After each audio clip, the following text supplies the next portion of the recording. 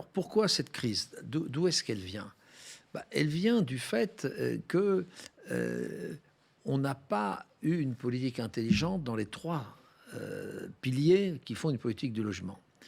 C'est-à-dire le pilier social, c'est-à-dire, disons, le mouvement HLM pour faire simple, dans laquelle des mesures ont été prises il y a maintenant 8 9 ans pour réduire, si vous voulez, l'autofinancement des organismes de logements sociaux, qui, je le rappelle, sont exonérés d'impôts sur les sociétés, en contrepartie d'avoir une politique vraiment sociale.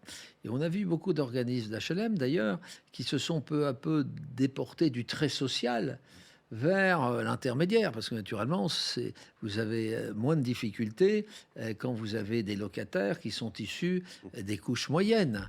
Voilà. Et donc, on a effondré leur autofinancement, et après, on s'étonne que le nombre de logements sociaux, de construction nouvelle, est passé de 120 000 à 80 000. Je fais simple, hein, grosso modo. Bon.